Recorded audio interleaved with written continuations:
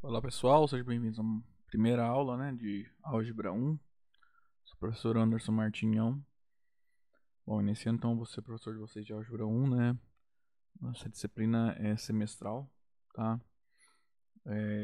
Nesse primeiro semestre a gente vai estudar então, basicamente teoria dos números, tá? Envolvendo números inteiros, na, pelo menos na primeira prova, tá? Depois a gente estuda lá a parte de polinômios no segundo semestre. Perdão, na segunda prova, na segundo bimestre. Aí em Álgebra 2, que é o segundo semestre, a gente estuda lá um conceito mais abstrato, envolvendo grupos, anéis, corpos, certo? Bom, nessa primeira aula eu vou tratar com vocês sobre as relações de equivalência, tá? O conceito de relação a gente viu lá em Fundamentos, então a aula de hoje vai ser só uma revisão desse conceito, tá? Só relembrar então brevemente o que é uma relação, o que são as relações de equivalência. Vou resolver alguns exemplos, tá? Então a aula vai ser isso. Eu vou fazer essa aula porque daí na próxima nas próximas, a gente vai ver lá o conceito de construção dos números inteiros. Então a gente vai usar um quociente lá, que envolve relações de equivalência, tá?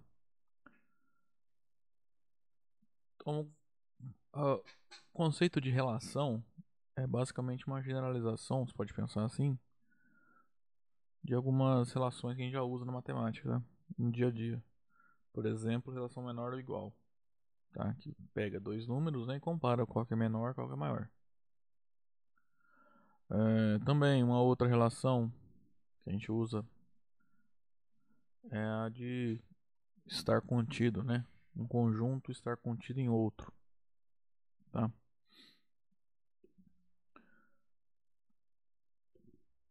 Então, formalmente, o que significa dizer que R é uma relação de um conjunto A em B? Significa que R é um subconjunto do produto cartesiano entre A e B. Ou seja, quando R é uma relação de um conjunto A em um conjunto B, isso significa que R é formado, seus elementos, são pares ordenados,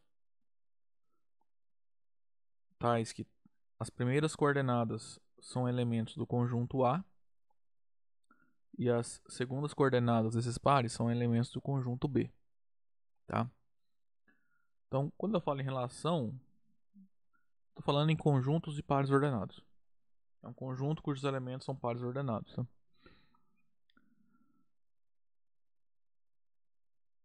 Então, a ideia de relação é o que é? O que significa eu ter uma relação de A em B? Você tem ali uma regra que te mostra como você está associando elementos do conjunto A com elementos do conjunto B, tá? Bom, como eu já defini, Então uma relação R de A em B, ou de A sobre B, ou e assim por diante, é simplesmente um subconjunto desse produto cartesiano aqui, ó. Tá? A gente denota assim, ó, RAB, tá? Isso é uma relação do isso indica, que R ou ainda assim, ó, R é uma relação de A em B. Ou seja, R é um subconjunto do produto cartesiano entre A e B. Ou seja, os elementos de R são pares ordenados, tal que em todos os pares a primeira coordenada vem do A e a segunda coordenada é algum elemento B. Tá? Em casos particulares, um caso particular em que A e B são iguais, você pode ter uma relação de A em A. Ou seja, R vai ser um subconjunto do produto cartesiano de A com ele mesmo. E nesse caso você vai falar simplesmente que R é uma relação no conjunto A, tá? E no caso é o tipo de relação que a gente vai estudar, que são as relações de equivalência, tá? Relações de equivalência são sempre de um conjunto sobre ele mesmo, tá? Alguns exemplos simples. Vou pegar esse conjunto aqui, ó. Opa, que tem três elementos só. E B esse conjunto aqui, ó, que tem também três. Então, essa R aqui é uma relação de A e B, né? Porque se você olhar todos os elementos, ó, 0A, o 0 vem do A, do conjunto A, né? O Azinho vem do conjunto B. O outro par 0B, o 0 vem do conjunto A, o Bzinho vem do conjunto B. E o outro par 2C, ó, 2 vem do conjunto A e o C vem do conjunto B, tá? Entretanto, esse conjunto S, ele não é uma relação de A e B, tá? Porque tem um par aqui, ó, que é o par 1D. O D não está no conjunto D, tá? Aqui nós temos que esse par 1D não é um elemento desse produto cartesiano, tá? Ou seja, S não é um subconjunto de A cartesiano B. Portanto, S não é uma relação de A em B, tá? Aqui a gente tem, né? R é um subconjunto desse produto cartesiano, tá?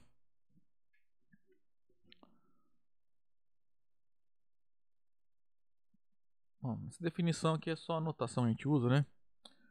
O que acontece? Eu tenho R, uma relação de A em B. Então, R é formado por pares ordenados de A cartesiano B. Então, por exemplo, em vez de escrever isso, você pode escrever isso, tá? Por exemplo, se um par XY está na relação R. Só que em alguns contextos a gente vai usa essa notação aqui, tá? E a gente lê isso aqui dizendo que x está relacionado com y, tá? Então, o que significa dizer que x está relacionado com y via relação R? Significa que o par xy é um elemento do conjunto R, tá?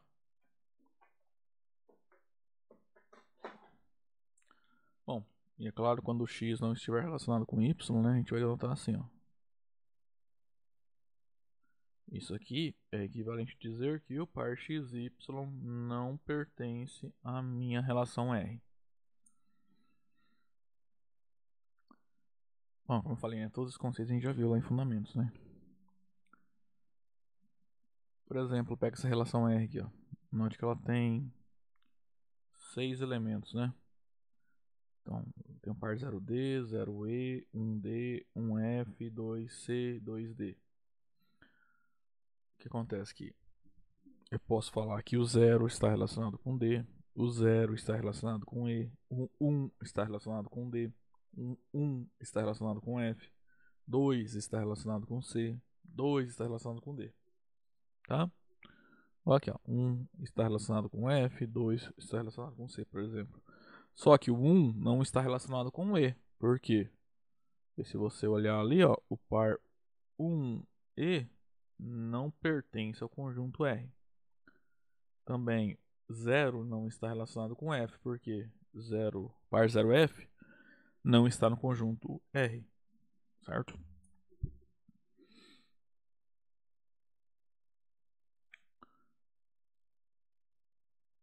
É claro que eu posso definir uma relação por uma propriedade, né? Utilizando a proposição aberta. Então pega essa proposição aberta aí, ó. X é divisível por y, tá? Em que x e y são números naturais, tá? Então vou definir a relação R da seguinte forma: é o subconjunto do N2, né, que é o N cartesiano N, formado por todos os tons pares de números naturais que satisfazem a propriedade aberta IP de XY, ou seja, todos aqueles pares XY tais que x é divisível por y, tá? Só lembrando, números naturais, tá? O que significa dizer que x é divisível por y? Significa que quando você faz divisão de x por y, é uma divisão exata, tá? Ou seja, o resto é zero. Por exemplo, 3 é divisível por 1, né? Porque 3 dividido por 1 dá 3. O resto é zero, e assim por diante. 10 é divisível por 2. 100 é divisível por 25. tá? Bom, em particular aqui nós temos que, você pode escrever, né, segundo essa relação R, que 4 está relacionado com 1, né, porque 4 dá para dividir por 1. 3 está relacionado com 1, o 15 está relacionado com 3, o 100 está relacionado com 20, tá? Só que, por exemplo, o 3 não está relacionado com 2. Se eu dividir 3 por 2 não dá exato, né? Cuidado, aqui não posso falar que 3 dividido por 2 é 1,5, tá? Porque a gente está falando de números naturais, tá? Divisão só entre números naturais aqui, tá? Também 10 não está relacionado com 3, porque 10 quando dividido por 3 não vai deixar o resto 1, né? Vai dar 3 e o resto é 1, tá? Aqui no 3, se eu dividir por 2, vai dar 1 e o resto é 1, ok? Tá, vamos definir relação de equivalência então. A partir de agora, eu só vou olhar as relações que estão definidas de um conjunto sobre ele mesmo, tá?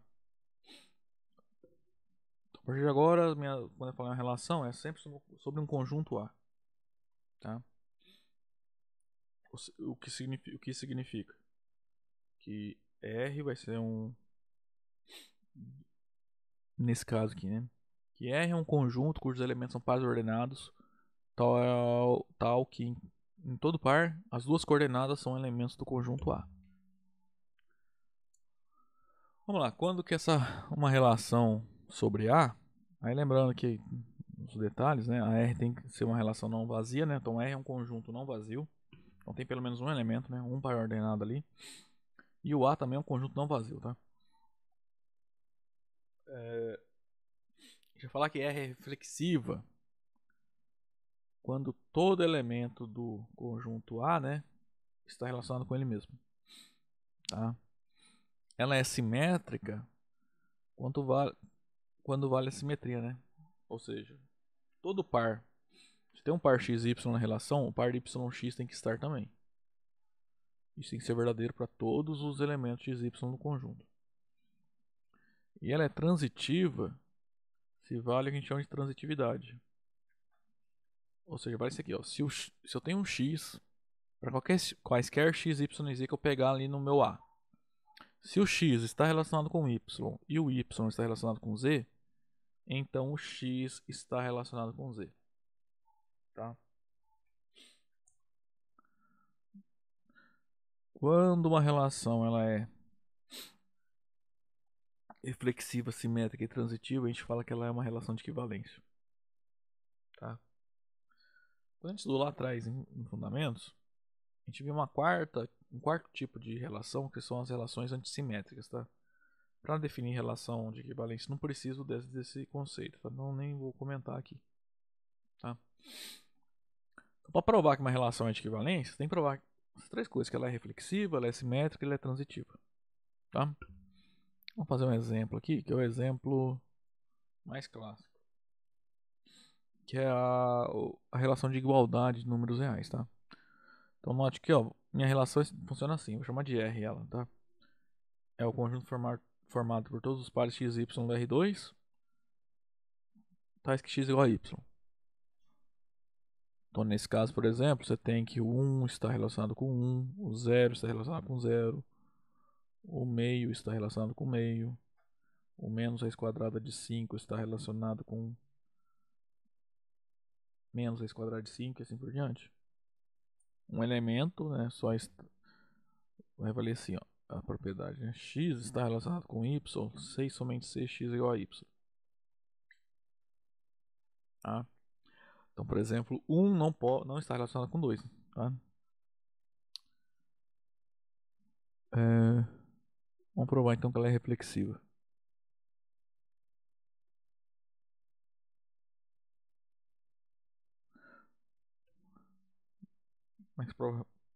Como que você prova que a relação é reflexiva? Você vai pegar um elemento genérico ali, né, que no caso aqui tem que ser um número real, e mostrar que ele é igual a ele mesmo. Isso é óbvio, né? Então, ó, seja x um número real.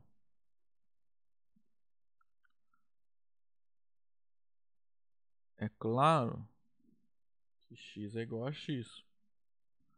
Bom, logo a gente pode concluir que ele está relacionado com ele mesmo. Agora, x é um número genérico, né? Arbitrário. Na verdade, o que a gente provou foi o seguinte: todo número está relacionado com ele mesmo. Portanto, a relação é reflexiva. Vou mostrar que ela é simétrica.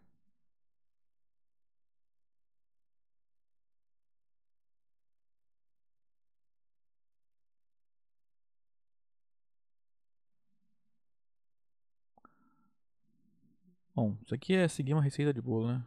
É sempre a mesma ideia. Como é que eu mostro a relação é simétrica? Você tem que mostrar que para quaisquer dois elementos que você pegar, no nosso caso, nos reais, né? O A ali é os reais, né? Você tem que mostrar que se o x está relacionado com y, então o y está relacionado com x. No caso, nossa relação é igualdade. Então, vou pegar dois elementos x e y, supor que x é igual a y. Mas, se eu escrevo x igual a y, eu posso inverter. Na igualdade, não tem problema escrever x igual a y e y igual a x. Tá? Então, isso aqui é tranquilo também. Então, você vai lá, pega dois números reais. No caso aqui, estou pegando números reais, né? Porque a minha relação é sobre os reais, tá?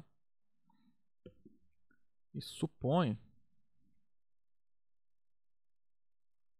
E a gente supõe, né? Tais que eles estão relacionados.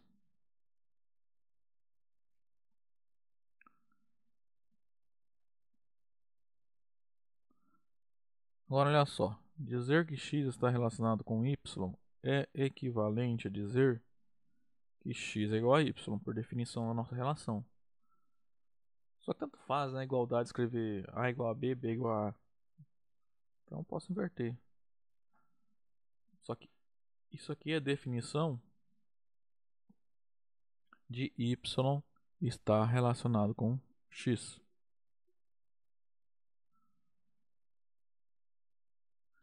Que é o que a gente queria. Note que eu peguei dois números genéricos. E mostrei que se isso é verdadeiro, então isso é verdadeiro. Né? Então a gente mostrou que todos os elementos que satisfazem isso. Então a relação é simétrica. Agora a transitividade, né?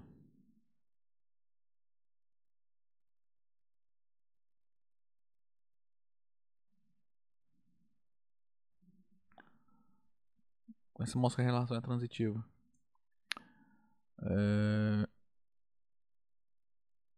Pega três elementos. Supõe que essas duas coisas ocorrem. Aí você tem que mostrar que essa terceira também é verdadeira.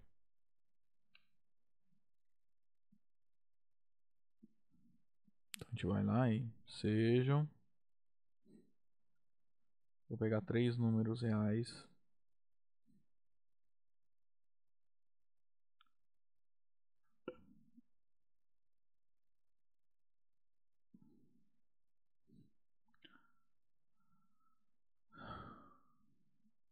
Aí vamos ver o que significa essas duas coisas. Isso e isso. Lembrando, eu tenho que chegar que x está relacionado com z. Né? Aí como? X está relacionado com y é equivalente a dizer que x é igual a y. E y está relacionado com z é equivalente a dizer que y é igual a z. Então, a gente tem essas duas coisas, né? A igualdade é transitiva, né? Então, dizer que x é igual a y e que y é igual a z é a mesma coisa dizer que x é igual a z.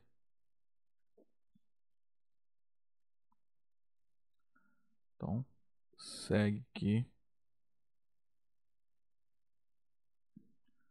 x está relacionado com z. Então, provamos a transitividade, né? A gente mostrou que para quaisquer três elementos que satisfazem essas duas coisas, x e z satisfazem isso. Então, a gente pode concluir que a nossa relação é transitiva. Então, para concluir, a gente provou que essa relação é reflexiva, é simétrica e é transitiva.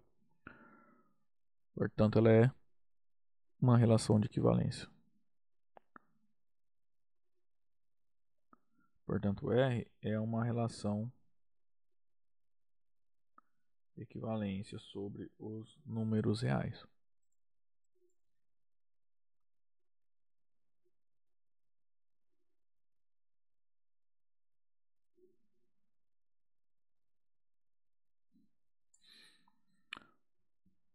Bom, assim o exemplo tá resolvido, né? Esse aqui também é um exemplo, só que eu coloquei como um teorema, tá? Isso aqui envolve o conceito de congruência, que a gente vai estudar mais adiante, tá? Mas a gente consegue provar que a relação de congruência é uma relação de equivalência, tá? Então a ideia é a seguinte, é uma relação que a gente vai definir agora é sobre os inteiros, tá? Pega dois números inteiros.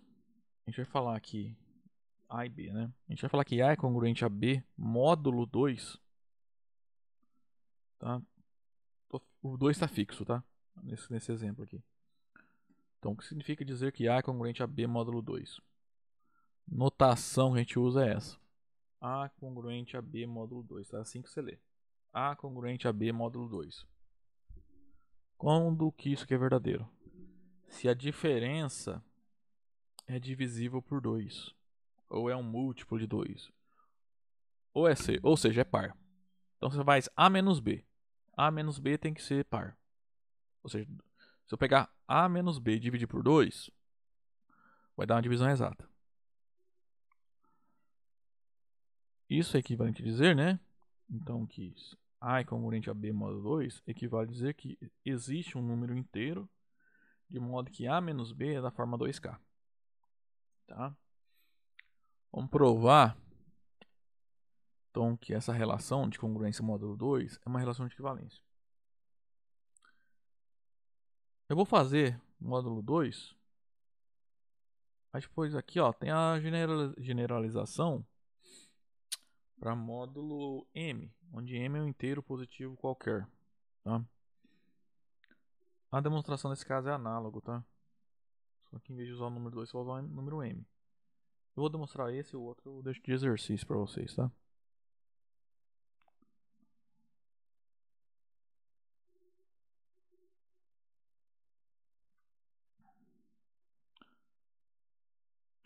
Bom, então para mostrar que a congruência módulo 2 é uma relação de equivalência, a gente tem que mostrar que essa relação é reflexiva, simétrica e transitiva, tá? Então vamos mostrar que ela é reflexiva.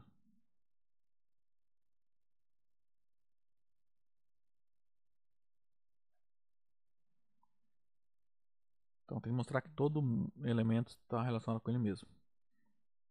Então, aqui eu estou usando A e B, tá? Então eu vou continuar usando A e B. Então seja Azinho um número inteiro. Por que 2 divide... Vamos lá, eu quero chegar aqui, ó. A é congruente a A módulo 2, tá? Isso aqui é um rascunho, tá?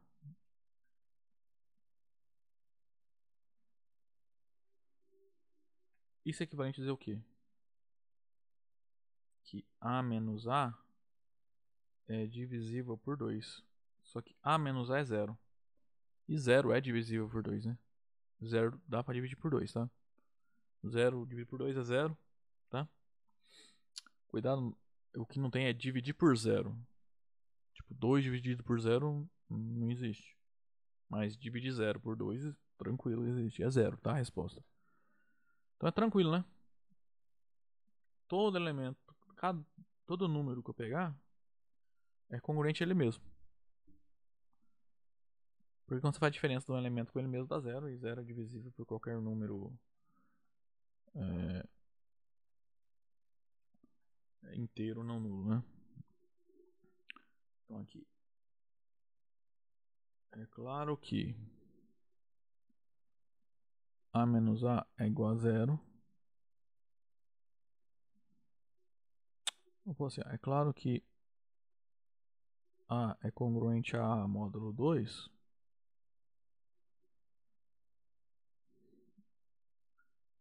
2, A menos A é 0. E 0.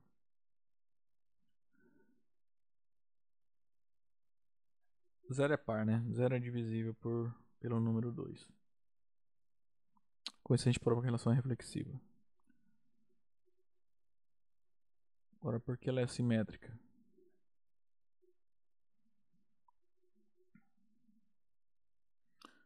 Então, a gente vai pegar dois números inteiros.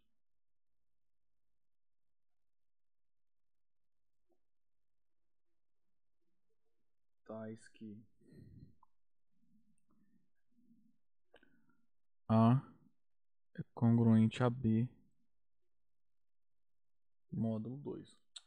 Só lembrando, aqui no caso, escrever A relacionado com B é equivalente a escrever A congruente a B módulo 2, tá?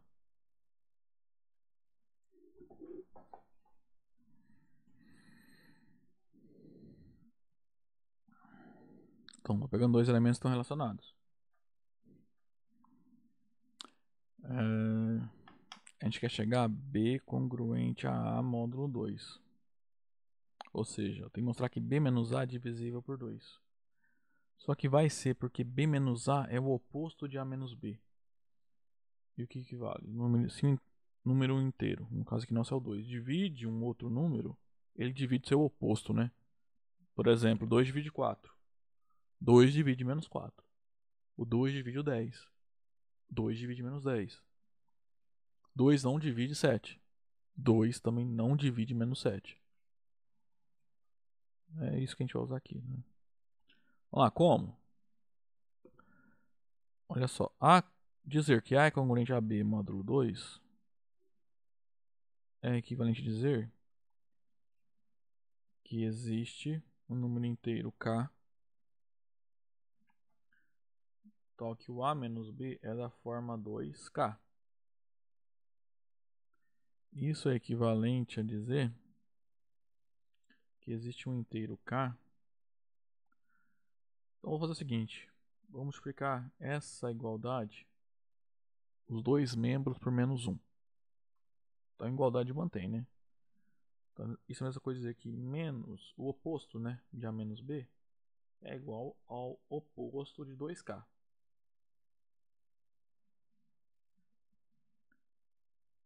Isso então é equivalente a dizer que existe um número inteiro K tal que só que o oposto de A menos B é B menos A. E esse oposto de 2K eu posso escrever assim, ó, 2 vezes menos K. Só um detalhe aqui, como K é um número inteiro, o oposto dele também é, né?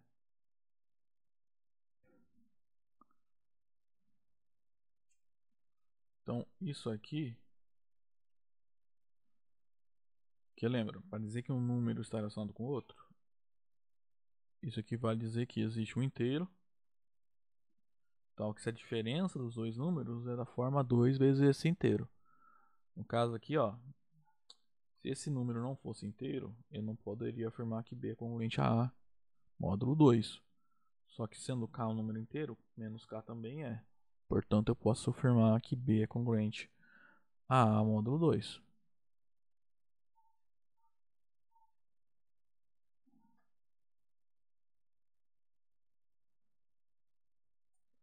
Então vale a simetria, né? Se A é congruente a B módulo 2, B é congruente a A módulo 2, tá? Um pouquinho de azul, tinha uma observação, tá? Ó, note que menos K é um número inteiro, pois K também é um número inteiro. Para terminar, falta mostrar transitividade. Agora a gente tem que pegar três elementos: A, B e C, supor que A é congruente a B e B é congruente a C.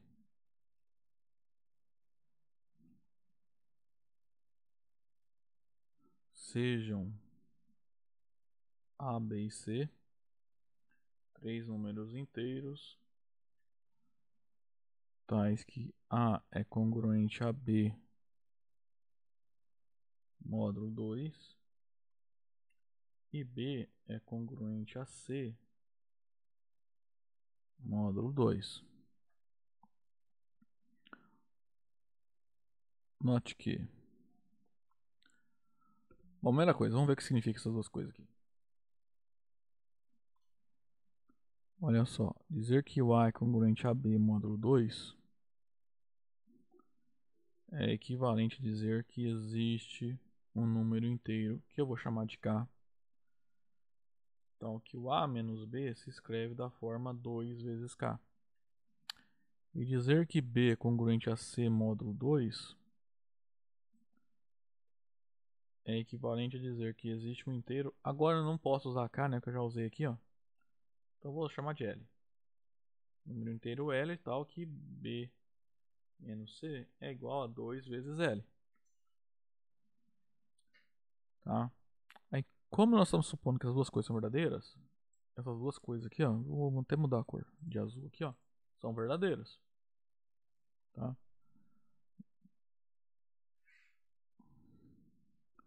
Então, desse modo, eu posso pegar essas duas igualdades aqui, somar membro a membro. Do lado esquerdo vai ficar A menos B mais B menos C.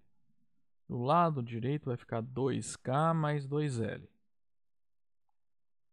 Do lado esquerdo, B menos B dá zero, resulta A menos C. Do lado direito, eu posso colocar o K mais o 2 em evidência. Então o que a gente fez? A gente escreveu a diferença A menos C como 2 vezes um número. Aí tem um detalhe aqui, a gente tem que sempre tomar cuidado. K mais L é um número inteiro? Sim, porque tanto L quanto K são números inteiros, tá? Então isso aqui é equivalente a dizer que o A é congruente a C módulo 2. Tá? Então o que a gente provou? Se eu tenho três números inteiros, A, B e C, que satisfazem essas duas coisas, então eles satisfazem isso aqui. Tá? Portanto, a relação ela é transitiva. Tá? De novo, observação aqui. Ó. Note que K mais L é um número inteiro, pois K é um número inteiro e L é um número inteiro. Bom, então, portanto, né, a gente conclui que... Chama essa relação de R, né? R é uma relação de equivalência sobre o conjunto dos números inteiros. Uma relação de equivalência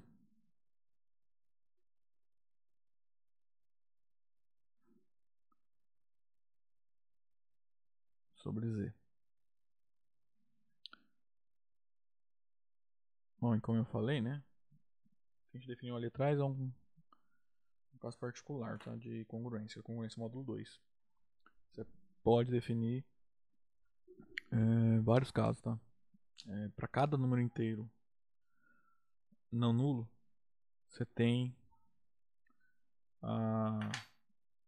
uma relação de congruência módulo esse número, tá? Então pega M, um número inteiro positivo, tá? Então você vai falar que A é congruente a B módulo M, né? Escreve assim, né? Essa diferença é o múltiplo de M. Né? No caso anterior a gente está pegando M igual a 2. Tá?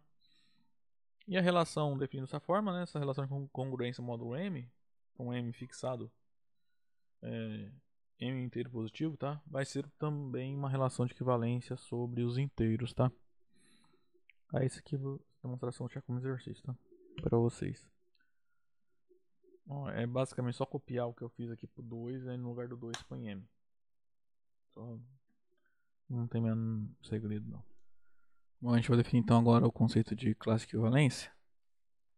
Então suponha que você tem uma relação de equivalência R em um conjunto A, tá?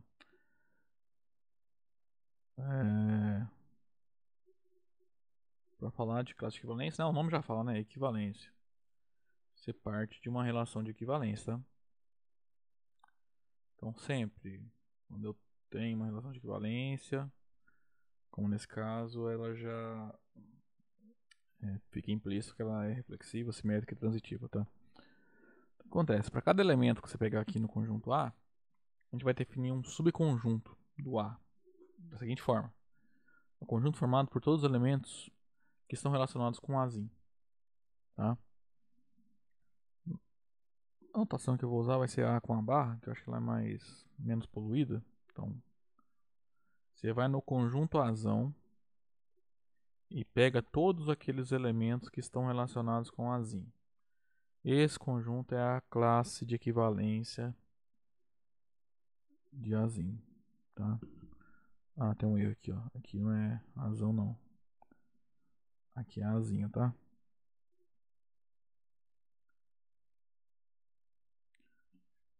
Note, ó, os elementos de cada classe vêm do A, tá? Então esse aqui sempre é um subconjunto do conjunto Azão.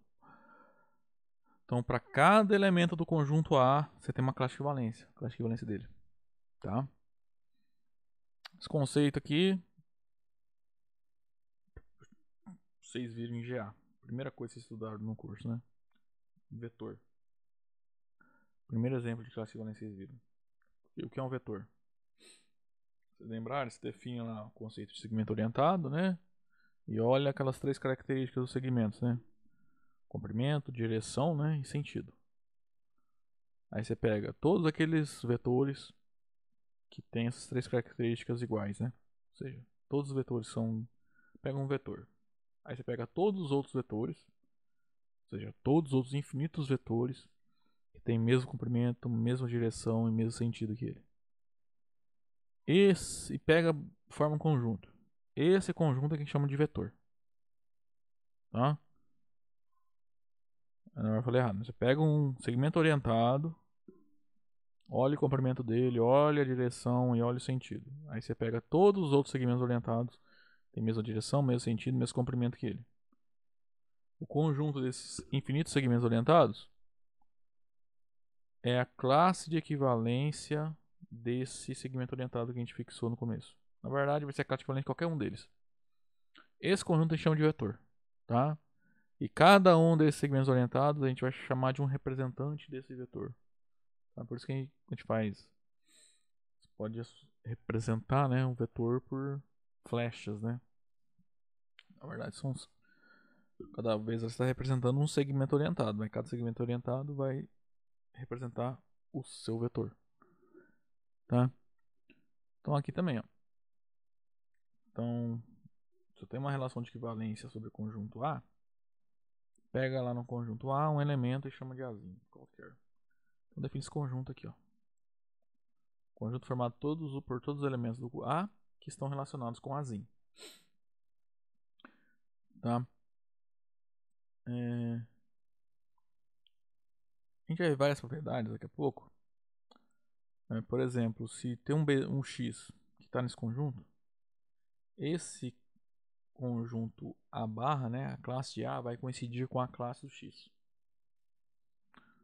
Tá? Ou seja, olha isso aqui, por exemplo. Duas classes são iguais se somente se o A está relacionado com B. Tá?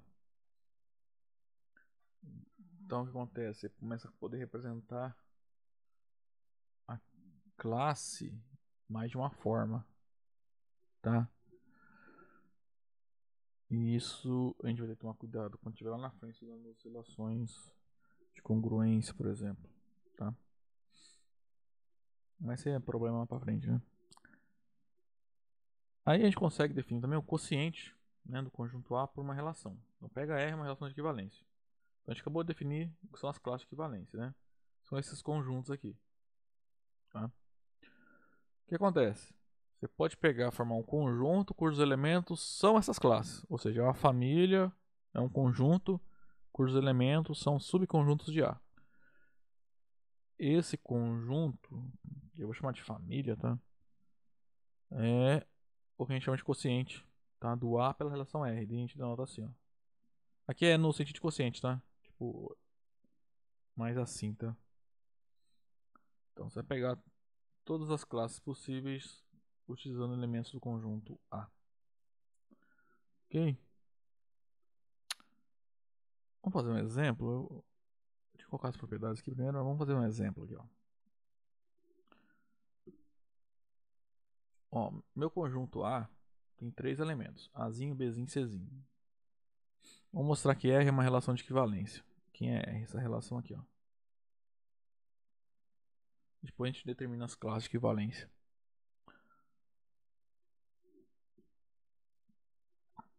Vamos lá, primeiro. Assim, para mostrar que é relação de equivalência é por inspeção, né? Vai vendo caso a caso.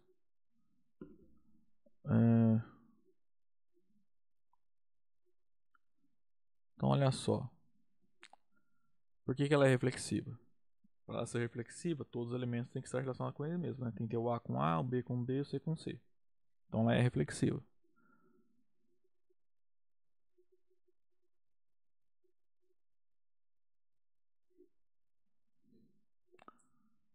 Então, isso aqui já mostra que R é reflexiva.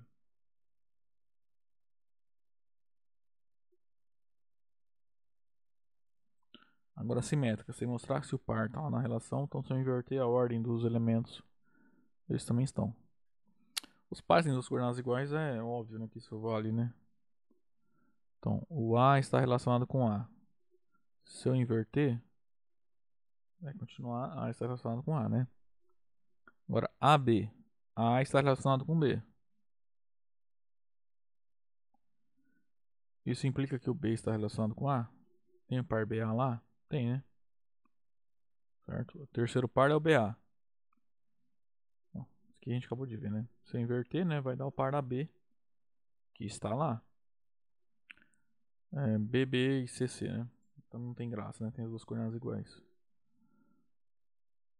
B está relacionado com B. Implica que B está relacionado com B? Sim, isso que é verdade, né? C está relacionado com C. Isso implica que o C está relacionado com C? Sim. Tudo isso aqui, ó. Essas 5 afirmações são verdadeiras, né? Isso implica que R é simétrica. Agora, a transitiva é um pouquinho mais trabalhoso de verificar. Então, você tem que pegar pares 2 a 2 de modo que a segunda coordenada de um par coincide com a primeira do outro. Então, por exemplo, o AA eu só posso comparar com AB, né? Por quê? Porque aqui tem A, aqui tem A. Tá? Então, assim, os meios têm que coincidir. Aqui que eu tenho que concluir. Se o AA está e o AB está, se a relação é transitiva, o AB, né, os extremos aqui, ó, tem que estar na relação. E o AB tá, né? É o segundo elemento, que é ele mesmo. Tá? Eu até posso simplificar, tá? Eu não preciso comparar aqueles pares que tem as duas coordenadas iguais, tá? Tipo, você não precisa olhar esses pares, só olhar os outros que sobram. Vamos fazer caso a caso aqui. Ó. O A está relacionado com A e o A está relacionado com B. Isso implica que o A está relacionado com B, isso que é verdade. Bom, a A não compara mais ninguém, né? Agora o AB compara com um monte, né? AB com BA. A está, tá aqui, ó.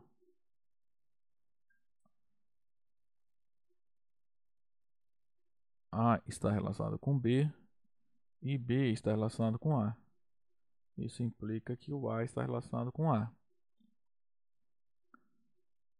AB está relacionado com BB. Eu concluo que A está relacionado com B. Sim, isso é verdade também.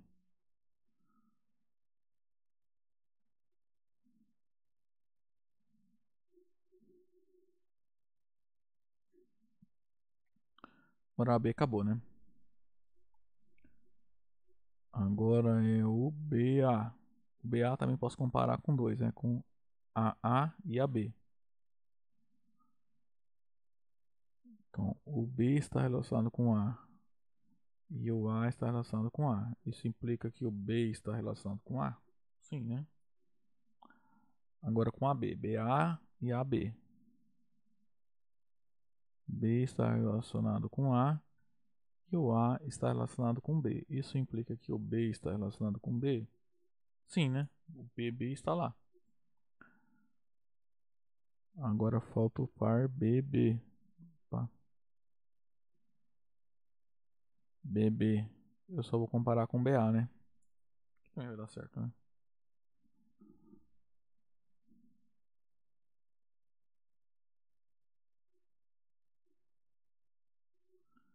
Isso implica que o B está relacionado com A. Sim.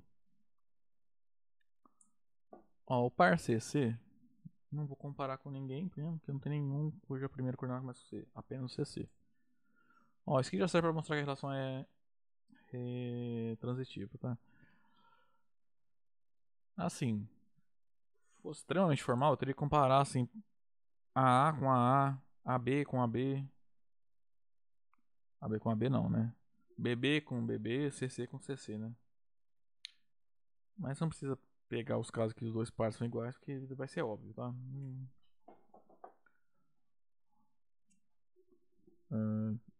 Então, com isso aqui a gente conclui que R é transitiva. Então, como são válidas todas essas relações, nós concluímos que R é uma relação de equivalência.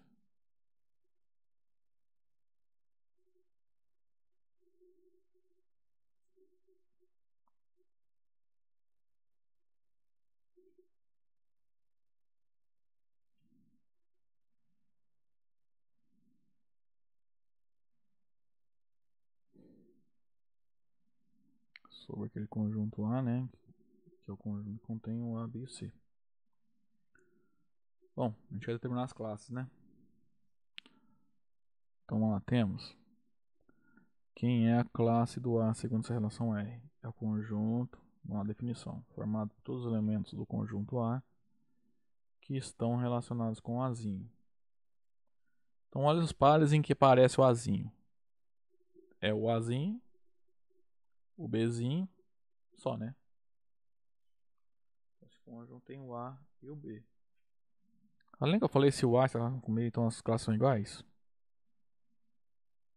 Então, quem é a classe do B? É o conjunto formado por todos os elementos que estão relacionados com o B, né? Com o Bzinho. Quais são os elementos que estão relacionados com o Bzinho? O Azinho, né? O Azinho de novo, e o Bzinho. Então, ó, essas duas classes deram o mesmo conjunto. Agora pega a classe do C. Por definição, é o conjunto formado por todos os elementos do conjunto A que estão relacionados com Czinho. O único elemento que está relacionado com Czinho é o próprio Czinho.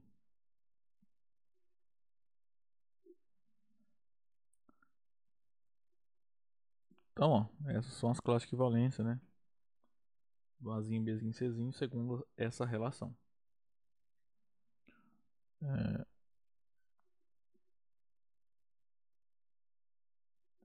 Também, se você fizer lá o quociente, né? Quem é o conjunto quociente? É o conjunto da classe do A, classe do B e classe do C. Só que a classe do A e a classe do B são iguais, né? Então isso aqui é a classe do A e a classe do C. Ou seja, esse quociente tem dois conjuntos. Tá? Um elemento é o conjunto que contém A e B. E o segundo elemento desse conjunto, desse quociente, é o conjunto contendo o C. Tá? Então vamos lá. A gente vai provar agora algumas propriedades. Só que alguns comentários para ilustrar as propriedades. Pode olhar que todas as classes possuem pelo menos um elemento. Tá? Então nenhuma classe de equivalência é o conjunto vazio, tá? Nunca. Ó, segunda propriedade. Se duas classes têm interseção vazia, é porque os elementos não estão relacionados. O que acontece aqui, não? A interseção da classe do A com a classe do C é vazia. E o C e o A não estão relacionados. Também a interseção entre as classes do B e C é vazia. E o B e o C não estão relacionados. Quando os elementos estão relacionados, é porque as classes são iguais. Lá, o Azinho e o Bzinho estão relacionados, então as classes são iguais. Tá? Dizer que as classes são disjuntas equivale a dizer que as classes são diferentes. Então, duas classes de equivalência só tem duas possibilidades. Então, pega teu conjunto A em relação R. Aí você pega dois elementos no conjunto A, x e y. Aí você olha a classe do x e a classe do y. Só tem duas possibilidades. Ou elas são iguais, ou elas são disjuntas. Não tem nenhum elemento em comum. Tá? Não tem outra possibilidade. A interseção de duas classes é o conjunto vazio, ou ela todas, né? Que é o caso em que essas duas classes são, na verdade, a mesma classe, o mesmo conjunto, tá? E a última aqui, que eu acho que é talvez a mais interessante, é que a união de todas as classes dá o conjunto A todo. Aqui, ó. Pega a união das três classes, vai dar o conjunto que tem A, B e C, que é o conjunto A. Tá? Ou seja, isso aqui, o conjunto quociente, vai ser sempre uma partição do conjunto A. Então, dizer que eu estou fazendo uma relação de equivalência no conjunto A equivale a obter uma partição, tá? Esse conjunto A. Quem lembra a partição? Uma partição de conjunto A é o que? É uma família de subconjuntos de A, tal que todos os elementos, todos esses subconjuntos de A são não vazios. A interseção deles, 2 a 2, é vazia. E a união de todos dá todo o conjunto A. Tá? Vamos provar essas 5 propriedades? Bem tranquilo.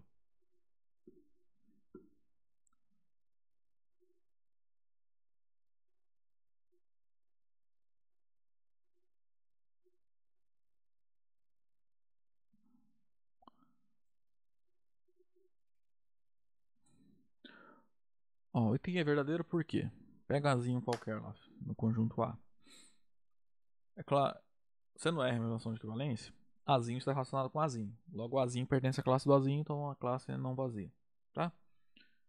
Então, quando você quer calcular, sempre vale isso, tá? X pertence à classe do X.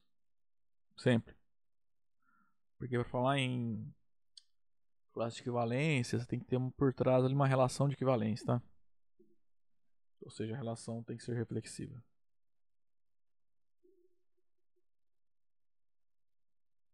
Como R é reflexiva, o que acontece? Azinho está relacionado com Azinho. Logo, Azinho pertence à classe do Azinho. Isso para todo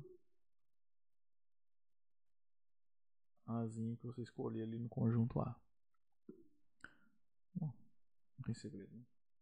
Acho mais interessante que a gente dá um pouquinho mais trabalhado 2i. Ó, é... a interseção de duas classes é vazia equivale a dizer que os elementos A e B não são relacionados. Vamos provar a contrapositiva, né? Ó, provar 2i é equivalente a provar que a interseção é diferente de vazio se somente C, A está relacionado com B.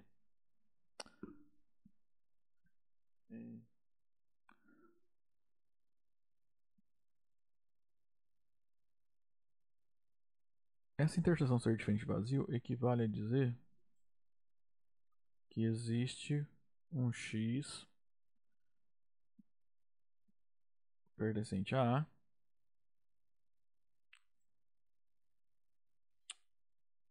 existe um X pertencente a A tal que X pertence a barra interseção B barra. Isso é equivalente a dizer que existe um X no conjunto A que está em ambos os conjuntos, né? X está na classe do A e X está na classe do B. Agora, dizer que X está na classe do A é equivalente a dizer que o X está relacionado com A. E dizer que X está na classe do B equivale a dizer que X está relacionado com B.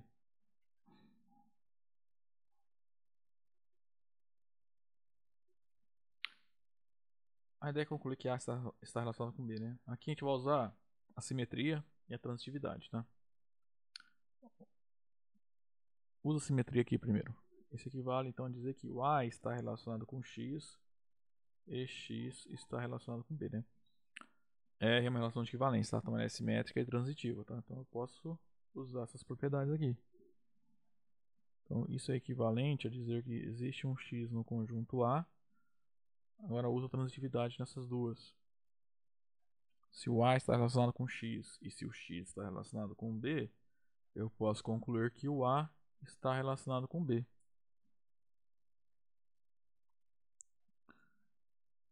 Tá, não precisa ver se existe X aqui, né?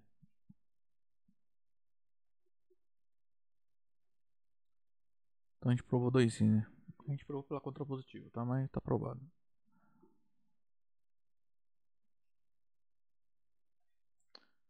A 3i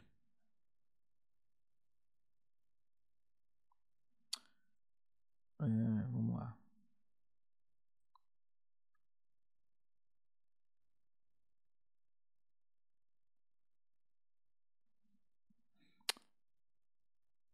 Acho melhor fazer. A gente vai usar os itens anteriores para provar aqui, tá? Então, ó. Supõe que as duas classes de A e B são iguais. O que a gente sabe do item 1? Da demonstração, né? Que o Azinho está na classe do Azinho. Só que a classe do Azinho é igual à classe do Bzinho. Isso implica então que A pertence à classe do Bzinho, ou seja, A está relacionada com B. Que é o que a gente quer, né? Aqui no item 3i. Agora, ao contrário, supõe que A está relacionado com B.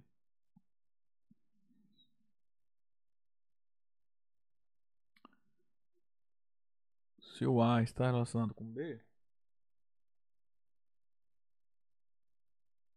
eu quero chegar a classe do A igual a classe do B, né? Então, vamos pegar um elemento X na classe do A. Isso implica que o X está relacionado com A. Só que aqui a hipótese, nós temos, já sabemos que o A está relacionado com B. Então, usando a transitividade, você conclui que o X está relacionado com B. Ou seja, X pertence à classe do B barra. Isso aqui mostra que a classe do A está contida na classe do B. Agora pega, vou mostrar a inclusão contrária. Pega um elemento qualquer na classe do B. Por definição, isso me diz que X está relacionado com B. Só. Eu vou botar mais uma linha aqui, no de cima. Já para vocês forem ler, para vocês entenderem. Se você usar a hipótese aqui, né? Aí você pode colocar mais uma. Acho que assim fica melhor. Isso aqui eu posso colocar mais porque é hipótese, a gente sabe que é verdadeiro. Vou fazer a mesma coisa aqui, ó. Aqui eu posso concluir que X está relacionado com B, porque eu estou supondo que X está na classe do B.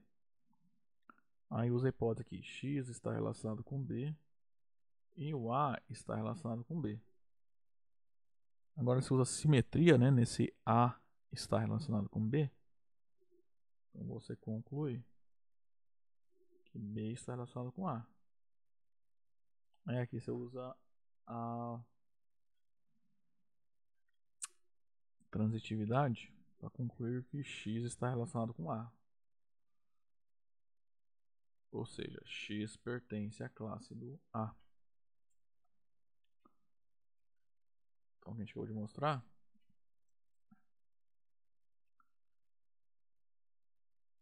Não, se eu pegar todo elemento que está nessa classe, está nesse. Então, a classe do B está contida na classe do A. Portanto, as classes do A e do B são iguais, tá?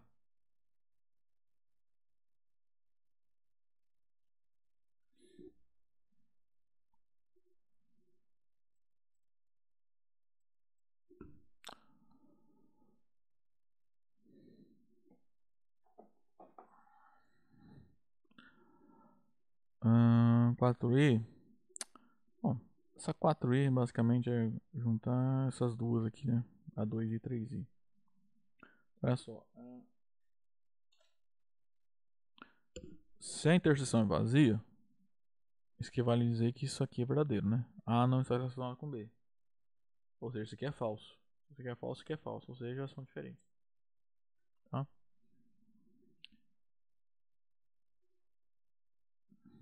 Ó.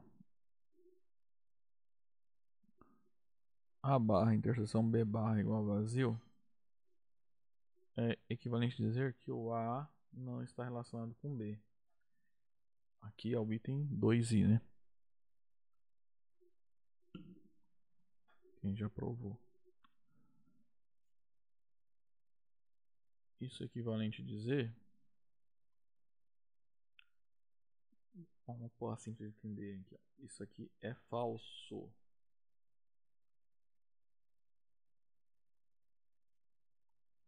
Só que A relacionado com B é equivalente a dizer que as classes de A e B são iguais.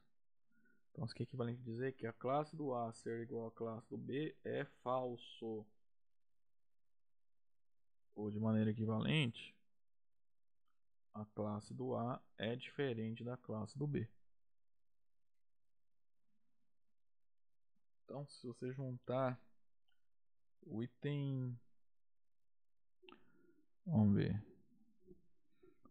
Os itens 2, i 3 e 4i fala o seguinte. Duas classes são iguais se somente seus elementos, os representantes, né? A classe do A é igual à classe do B, se somente C, A e B estão relacionados. Além disso, duas classes ou são iguais ou tem interseção vazia.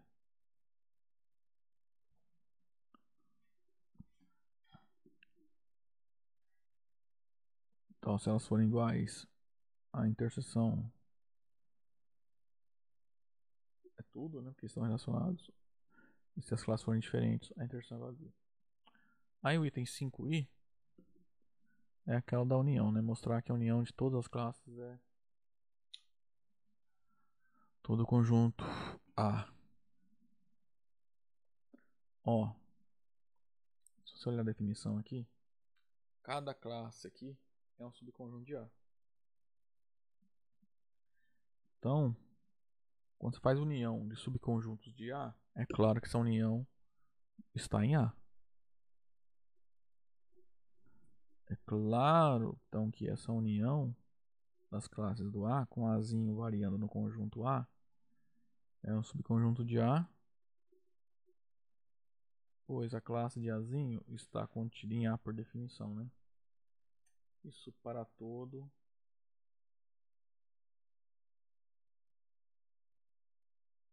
Azinho no conjunto A. Falta mostrar que não sobra ninguém aqui, né? Dessa união. Pega todos os elementos do conjunto A. Então vamos pegar um elemento aqui e mostrar que ele está aqui. Também é fácil, tá? Por outro lado,